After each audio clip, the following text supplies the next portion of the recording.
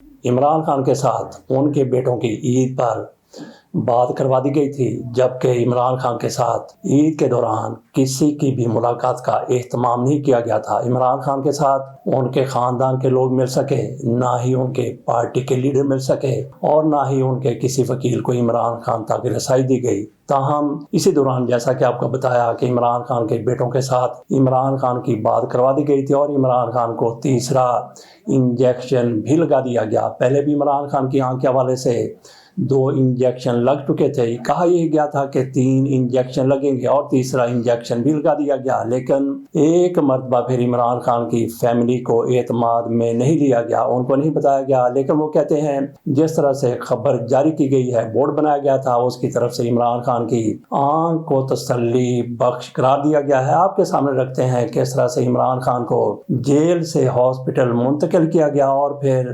Hospital से jail मुंतकिल कर दिया गया। एम्स हॉस्पिटल के मेडिकल बोर्ड ने इमरान खान की बीनाई को तसल्ली बख्श करार दे दिया। एम्स में उनकी आंख का तीसरा तिब्बी अमल मुकम्मल किया गया। इंतजामिया के मुताबिक इमरान खान को उनकी रजामंदी से एम्स मुंतकिल किया गया, जहां उन्हें तीसरा anti-VEGF इंजेक्शन दिया गया। इंतजामिया का कहना है कि इंजेक्शन मुकम्मल एहतियाती तदाबीर और तयशुदा तिब्बी प्रोटोकॉल के तहत ऑपरेशन थिएटर में लगाया गया। मुआयने के बाद मेडिकल बोर्ड ने उनकी बीनाई को इत्मीनान बख्श करार दिया। इंजेक्शन के बाद इमरान खान को अस्पताल से डिस्चार्ज कर दिया गया। याद रहे कि 24 फरवरी को भी उन्हें अडियाला जेल से एम्स मुंतकिल किया गया था, जहां आंखों के मुआयने के बाद उन्हें इंजेक्शन की दूसरी खुराक दी गई थी। इससे कबल एग्जीक्यूटिव डायरेक्टर के मुताबिक इंजेक्शन से पहले कार्डियोलॉजिस्ट ने इको कार्डियोग्राफी और ECG टेस्ट किए थे, जिनके नतीजे नॉर्मल आए थे, जबकि दौरान इलाज और बाद अज़ा उनके तमाम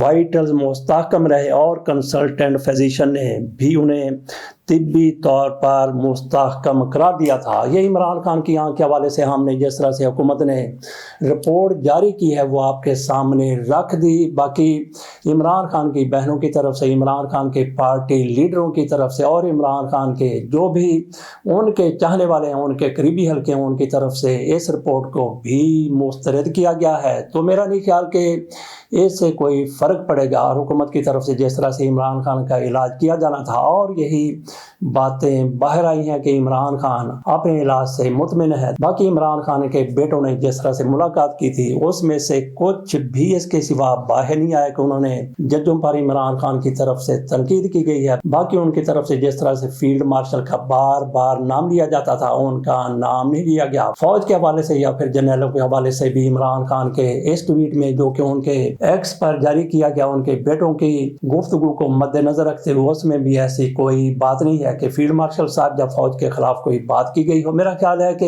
ये इमरान खान के लिए बेहतर रहेगा। तो बाकी इनकी पार्टी की तरफ से, इनके रिश्तेदारों की तरफ से, इनके खानदान की तरफ से, इनके वकला की तरफ से इस रिपोर्ट को भी मुस्तरद किया गया है। तो बाकी इमरान खान को अगर ज्यादा आंख का मसला होता तो यकीनी तौर पर अपने बेटों के साथ वो बात करते। ऐसे यही जाहिर होता है जिस तरह से उनके बेटों की तरफ से इस पर कोई बात नहीं की गई, इमरान खान भी अपने इलाज से मुतमिन हो सकते हैं। तो बाकी हम इसी की हमायत करेंगे कि इमरान खान के इलाज उनकी मर्जी के मुताबिक उनके साथी डॉक्टरों की मौजूदगी में किया जाए, या फिर वो डॉक्टर इमरान खान का जिस तरह से वो चाहते हैं इलाज करें, वो जेल के अंदर हो, किसी हॉस्पिटल में हो, या फिर इमरान खान को शौकत खाना मुंतकिल करके किया जाए। चलते हैं अगली खबर की तरफ। ये जंग बंदी के हवाले से खबर है। जैसा कि ट्रंप साहब की तरफ से कहा गया, अमेरिकी सदर ताकतवर तरीन सदर अपने आप को समझते हैं। उनकी तरफ से यकतरफा ऐलान कर दिया गया कि 5 दिन तक ईरानी तनसीबात पर, ज्यादातर जो बिजली की तनसीबात हैं, पावर हाउसेज हैं, उन पर हमला नहीं किया जाएगा।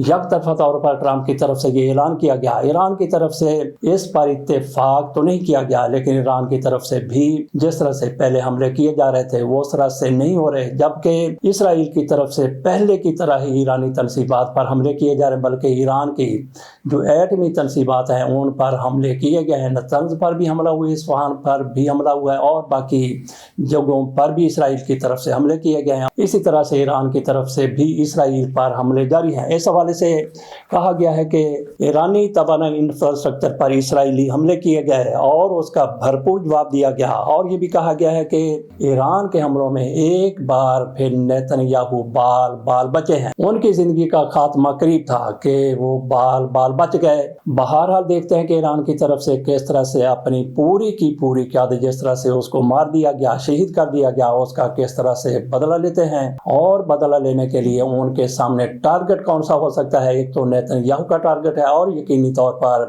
دوسرا بلکہ اس سے بھی پہلا ٹارگٹ صدر ٹرمپ ہو سکتے ہیں، لیکن یہ ٹرمپ تو ان کی پہنچ سے بہت دور ہے، جبکہ نیتن یاہو پر ان کی طرف سے حملے پر حملہ کیا جا رہا ہے۔ اسی حوالے سے آپ کے سامنے مزید بھی ایک آدھ خبر رکھ دیتے ہیں۔ چینی وزیر خارجہ کی طرف سے کہا گیا ہے کہ عراقی سے رابطہ ہوا ہے، مسائل بات چیت سے حل کرنے چاہیے۔ جرمنی کی طرف سے کہا گیا ہے کہ امریکہ کی تباہ کن سیاسی غلطی ہے، اور یہ بھی خبریں سامنے آ رہی ہیں کہ چھاتہ بردار فورس کے بعد 3000 امریکی فوجی مشرق وسطیٰ بھیجے جائیں گے۔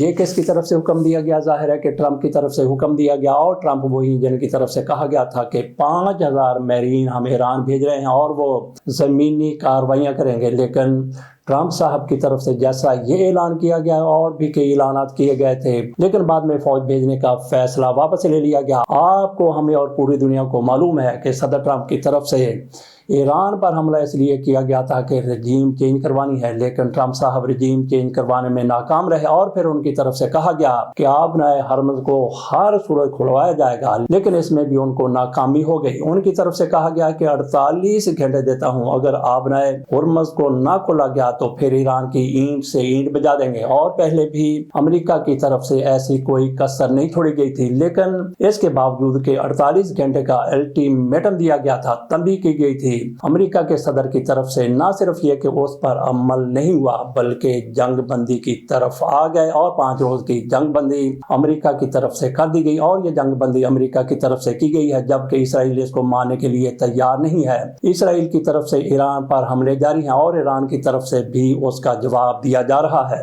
باقی جس طرح سے ٹرمپ کی طرف سے یہ کہا گیا کہ 5 روز کی جنگ بندی کے لیے تیار ہیں، جس میں ابھی 3 دن باقی بچے ہیں، تو کیا ٹرمپ کی بات پر اعتبار کیا جا سکتا ہے؟ یہ ان کی طرف سے امن کی طرف قدم بڑھایا گیا ہے، یا پھر یہ ایک اور چال ہے؟ کیونکہ پہلے بھی ٹرمپ کی طرف سے ایران کو 2 مرتبہ مذاکرات میں الجھایا گیا اور دونوں مرتبہ حملہ کر دیا گیا، تو ایران والے ان کو سمجھتے ہیں، ان کی جبلت کو سمجھتے ہیں، ان کی فطرت کو سمجھتے ہیں، اور ان کے جو اقدامات ہیں سب ان کے سامنے ہیں۔ وہ ہو سکتا ہے ٹرمپ نے جس طرح سے اعلان کیا، پہلے بھی ان کی طرف سے کہا گیا کہ مذاکرات ہو رہے ہیں اور اچانک سے حملہ کر دیا گیا، ایک بار پھر دوسری بار، اور ایران کو معلوم ہے کہ ہو سکتا ہے کہ کسی بھی وقت جس طرح سے ٹرمپ کی طرف سے جنگ بندی کا اعلان کیا گیا ہے، وہ اچانک سے ایران پر پھر حملے شروع کر دیں، اور ایران کی طرف سے بھی مکمل تیاری ہے، جتنی بھی ان کی طرف سے ہو سکتی ہے۔ گو کہ اس میں شک نہیں کہ جتنا نقصان ایران کا ہو سکتا ہے اس کی تلافی ہرگز نہیں ہو سکتی جتنا نقصان ایران کی طرف سے امریکی مفادات کا کیا گیا جو خلیجی ممالک میں موجود ہیں، اور اسرائیل کو جس طرح سے ٹارگٹ کیا گیا، ہر ایک کا ازالہ ہو سکتا ہے، تنصیبات دوبارہ سے